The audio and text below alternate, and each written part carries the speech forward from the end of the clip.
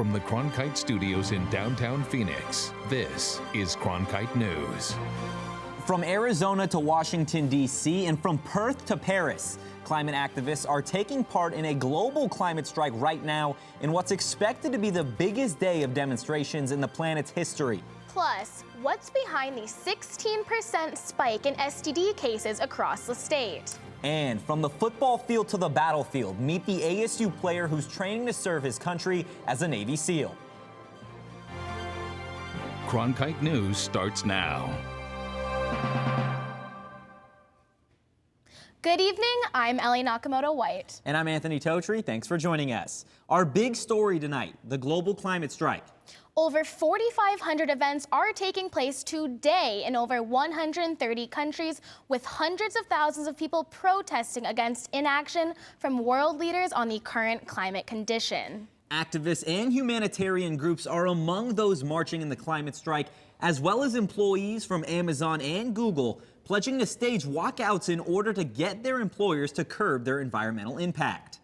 We have full team coverage headed your way. Our crews in Phoenix, LA, and DC are standing by right now. Let's go first to Jordan Evans here in Arizona, where hundreds of students marched to the Capitol as part of the youth climate strike. Jordan, how did the strike get started?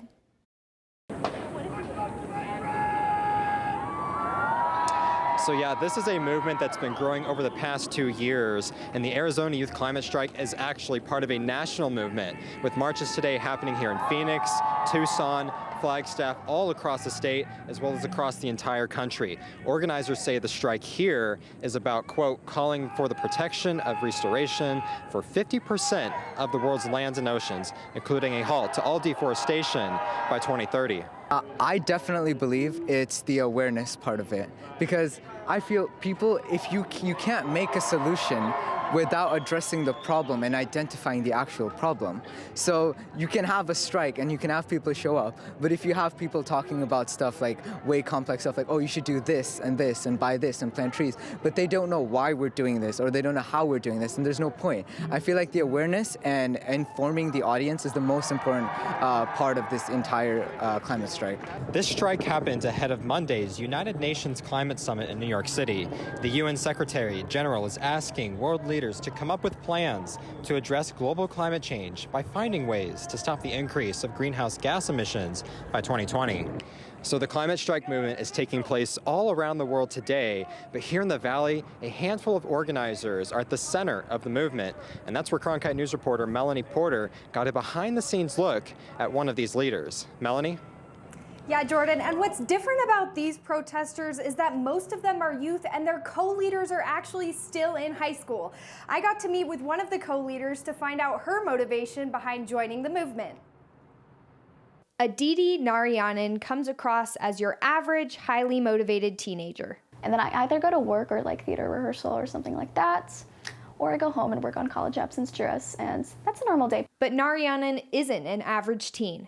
She's an activist for many causes, including trying to get lawmakers to pay attention to climate change. But she got started helping out with election campaigns in 2018. And then I realized we had to hold our elected officials accountable. Like, whether they have an R or a D next to their name, it doesn't necessarily mean they'll be good for the climate or not. So I decided, like, we have to get into lobbying, we have to get into striking, we have to get into talking to press about our demands and our goals. And when she was younger, and we asked her what she wanted to be, she said she wanted to be the president. And so we were like, we didn't think she would do these things, and thankfully we're seeing, her passion. Narayanan is the co-leader for the Arizona Youth Climate Strike. There's always climate activism stuff involved, whether it's like setting up for an interview or responding to emails or making sure we have insurance, or just like researching on legislation that we should be backing, researching on candidates we could be endorsing or start working with. And she's been doing a lot of emailing, rallying, and organizing as the strike has gotten closer. We've seen her passion and empathy for the causes she cares about. And in the coming few years, I see that as her preparing herself to act and make an impact on her passion and empathy, right? And that passion is what drives Narayanan to make a way for herself, help others, and also help try and save the planet. Even if we don't accomplish all the change that we want to, at least we're like improving the organizers, the volunteers, their lives, and the people who come to our events. According to Narayanan, the Arizona climate strike has gained a lot of traction in this past year. She has big hopes that it will only continue to gain momentum as we progress through the year. In Phoenix, Melanie Porter, Cronkite News. Here's a look at the climate strike march in LA today. Thousands of California children and teens skipped school to protest and answer the global call to action. The event was also well attended by toddlers being carried by parents and college students chanting, "Hey, hey, ho, ho, global warming has got to go, and we are the future," while waving signs. After listening to speakers in Pershing Square, protesters took over the streets of downtown Los Angeles, blocking traffic. LA drivers responded with honks, some yelling for protesters to move out of the way, others raising a fist in solidarity. They marched 7 blocks to City Hall, where the protest continues at this hour. And even more crowds filled the streets of Washington, D.C. today. Cronkite News reporter Kaylee Broussard went to the protest to talk to advocates in D.C. marching for change. High school senior Amritha Karthikeyan helped organize today's Phoenix Climate Strike event, but she's not able to enjoy it. But that's okay with her because she was able to rally here in Washington instead. She was one of thousands here in D.C. and hundreds of thousands around the country calling for urgent action on climate change. We are the generation that has to deal with the problems that these fossil fuel industries have created, so we are the ones that have to fight for it the most. Karthikeyan has been with Arizona's Youth Climate Strike chapter since the beginning. She was in Washington for another event, but she wanted to march anyway, to help any way she can. I felt really guilty, and I wanted to come to the DC climate strike to show my support. Thousands like her flooded the National Mall demanding better climate policy. Skipping school and work, the protesters had a message for their elected officials, that they're tired of the status quo. Signs and flags took aim at corporations as well as government officials. You know what sucks? The fact that we have to be out here doing what our parents and our politicians should have done 30 years ago. Marchers heard from strikers around the world and activists of all ages. And one Phoenix protester said, that's the point. In a few years, if things keep going the way that they are going, nobody is going to be able to go to school at all. So I don't have a problem with people skipping school to participate in something like this.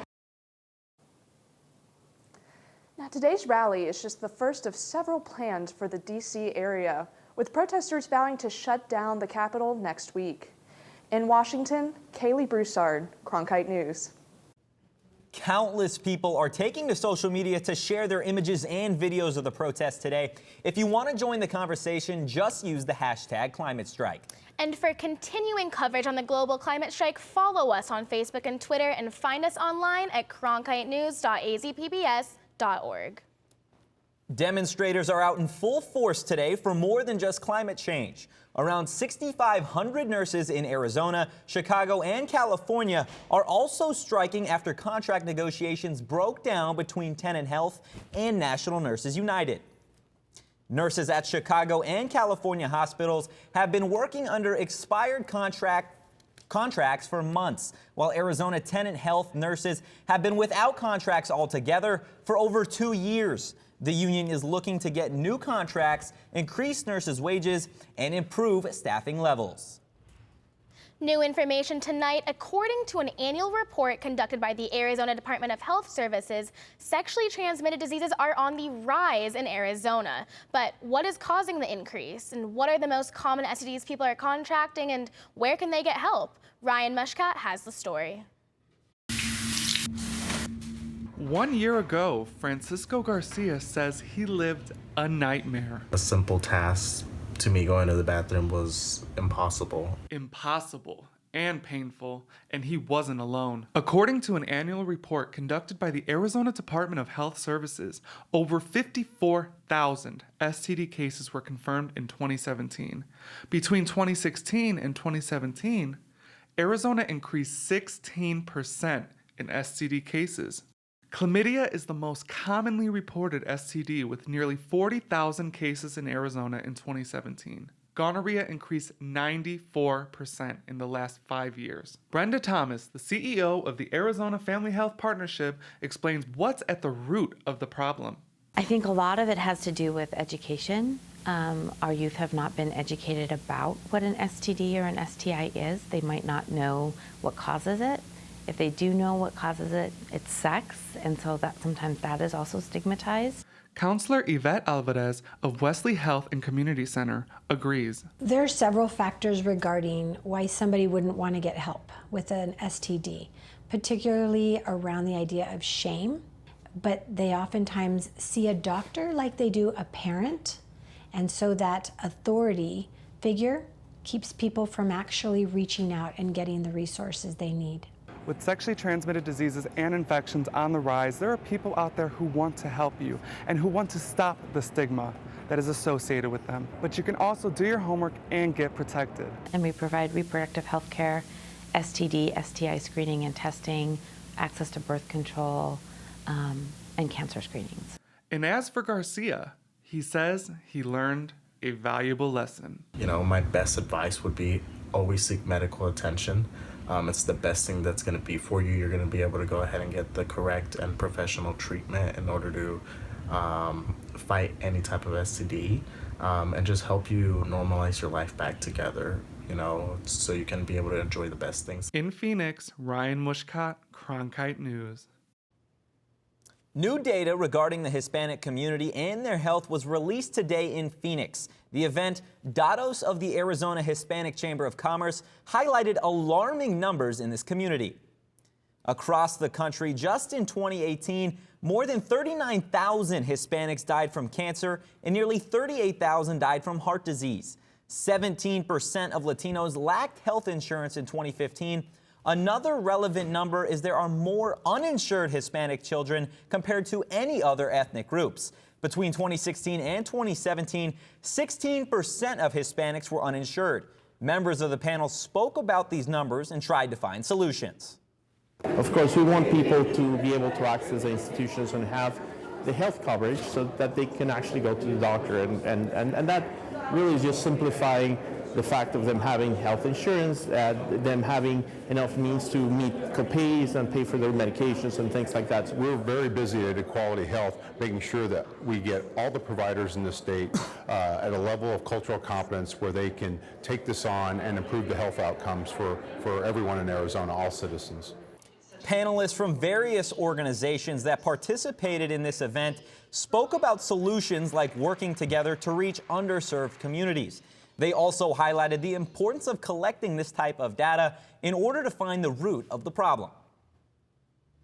We're now joined by the one and only Ricky Cornish for the weather. Stop it. Ricky, how you doing today? I'm doing well. How are you guys? We're doing good. great. I think the weather treated us great this morning. That's Are these cool temps gonna be sticking around? I think so. You know, we're gonna look at the forecast, and this morning I thought it was really cool outside too, and I'm hoping it stays. So if we actually take a look at our current temperatures right now across the state, especially for this time of year, it is really cool outside. We're actually sitting at 94 degrees right now in Phoenix, which is unbelievable. But if you take a look at the northern area of the state, just 68 degrees up in Flagstaff and 70 degrees at the Grand Canyon. So overall, it's still mid-September, but we're looking at some cool temperatures. If you're going out later tonight, maybe going to a nice dinner, going to a football game with the family, look at these temperatures that you're looking at for tonight. Now, it may be 95 degrees right around 5 p.m., but as you continue down the rest of the night, 84 degrees by the time the sun goes down. Unbelievable. So, you know, I'll be chilling outside tonight and not worrying about heat stroke. Now, if you're also thinking about some weekend plans, I have so much for you guys to check out.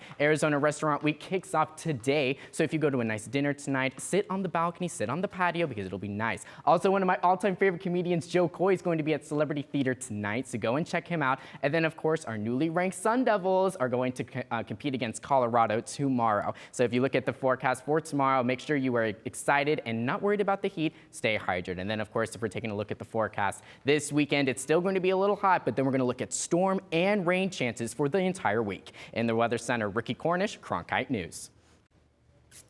All right, thanks, Ricky. What does life look like for an athlete once their career is over? While many of them don't have that answer, reporter Brady King introduces us to one ASU Sun Devil that has big plans for the future.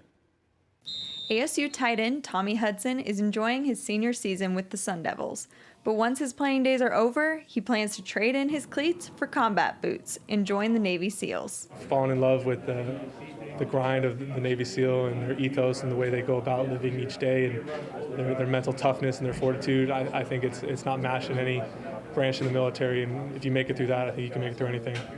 Teammates and coaches believe this is the perfect path for Hudson to pursue. Like at the house, we're always playing Call of Duty, always going to like military movies and stuff like that. It's like I said, like it's an inspiration to see him do stuff like that. And like I said, like he's a huge competitor, so it's not really that surprising. So I think his toughness, his intensity, and just his personality. You know, he's one of those driven young men that, you know, is very, very structured, and I think that would fit him well.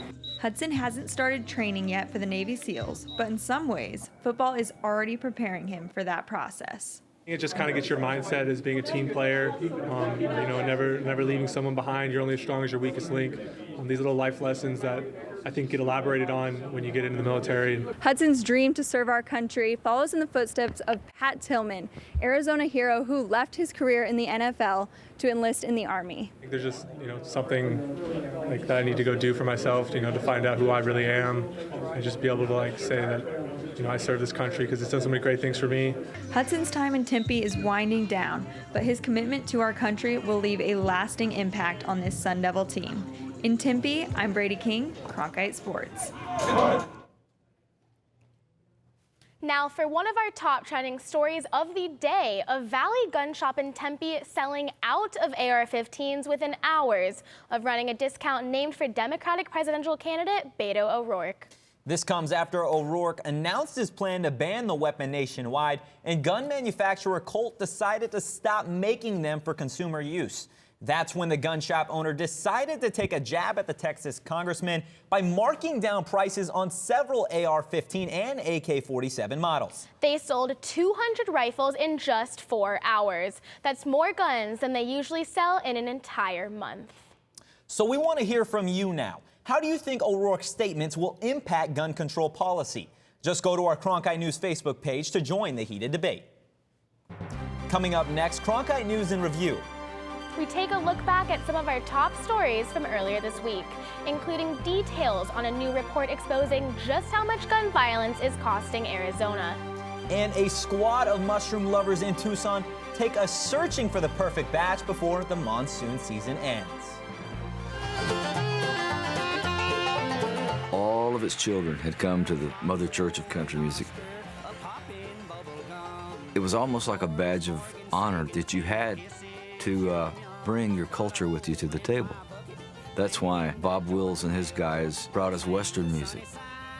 That's why Hank Williams brought the South with him from honky tonks. Johnny Cash brought the black land dirt of Arkansas. Bill Monroe brought music out of Kentucky bluegrass music. Willie Nelson brought his poetry from Texas. Patsy Cline brought her heartache from Virginia.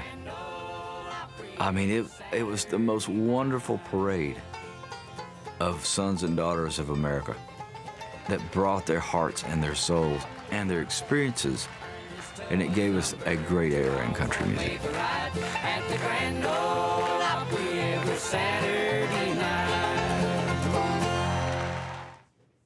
Welcome back to Cronkite News and Review. One of our top stories this week, the Arizona Supreme Court ruling a Phoenix ordinance that protects LGBTQ people from discrimination that violates the Arizona Constitution. This decision coming after a legal battle involving 2 Phoenix-based artists who refused to create wedding invitations for same-sex couples in 2016. After Monday's ruling, the 2 business owners spoke. Cronkite News reporter Marcela Bayeto was there and tells us what they had to say.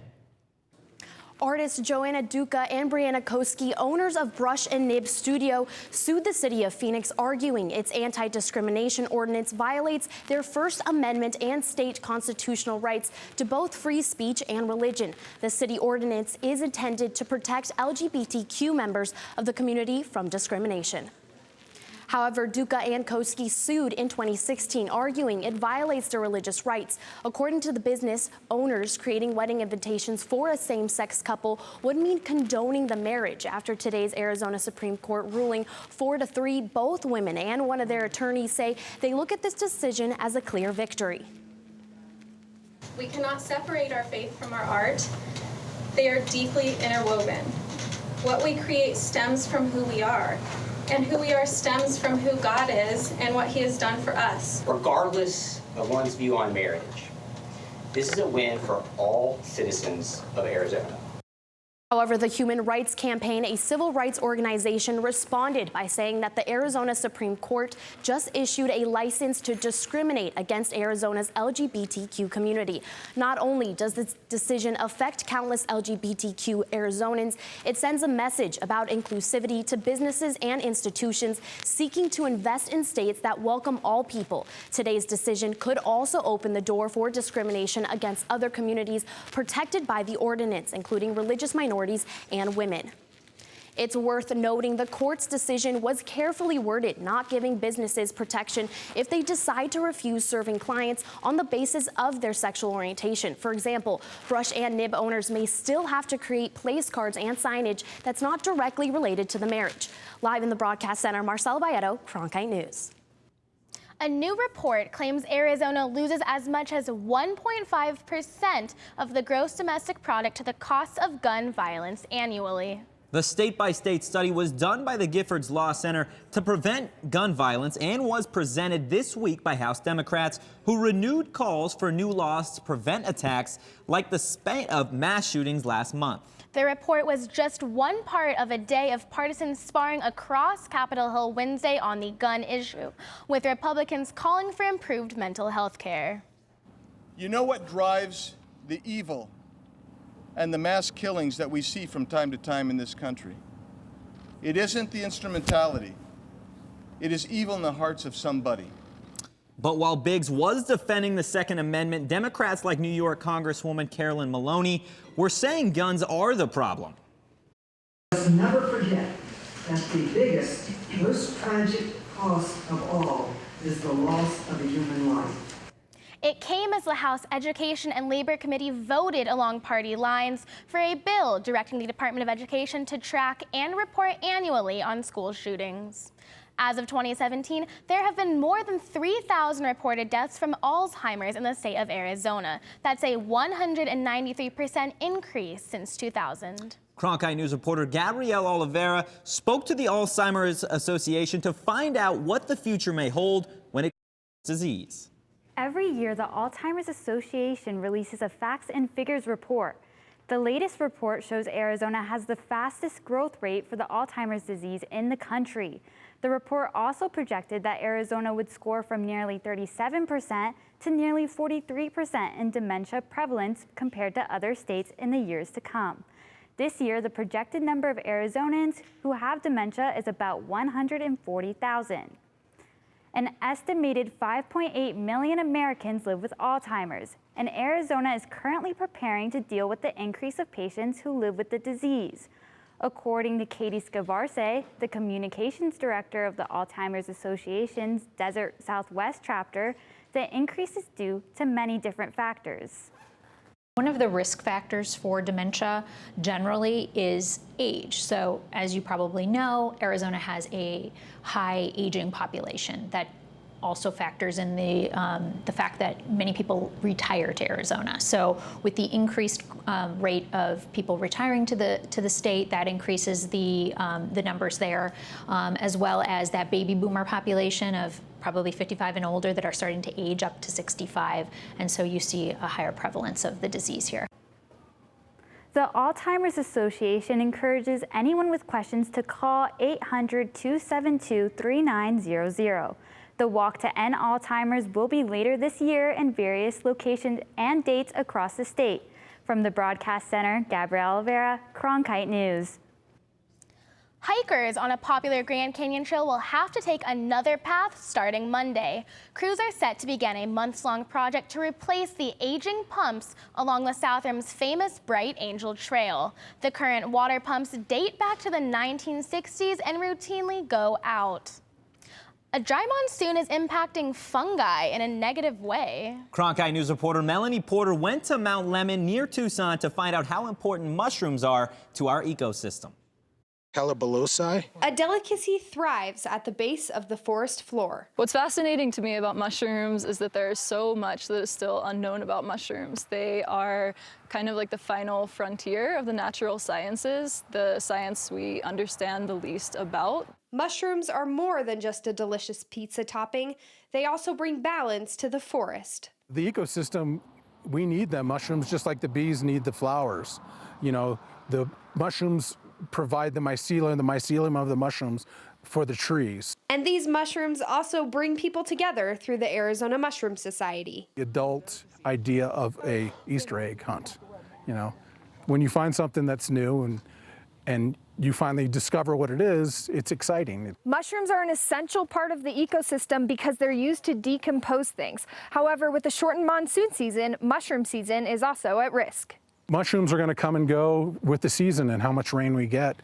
And we had a great winter. It could have been a very productive summer if it had continued, but you know, you can't have it both times, so. Mushroom forays happen all over the state of Arizona, from the Grand Canyon to the White Mountains to Mount Lemmon. Yeah, some years are definitely spottier than others. It has not been the juiciest year. This mushroom season hasn't been particularly ripe here in Tucson or in northern Arizona. Still, Arizona Mushroom Society members remain hopeful. As we have learned, the mushrooms will do what they want to do when they want to do it. That's what we have learned. So we're just hoping, you know, that our season still is not over yet. But it's going to start getting cold. And that's when the temperatures start to drop, the mushrooms hide.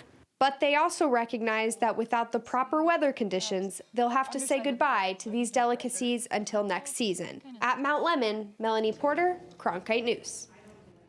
That's it for Cronkite News tonight. For top Arizona stories anytime, go to cronkitenews.azpbs.org.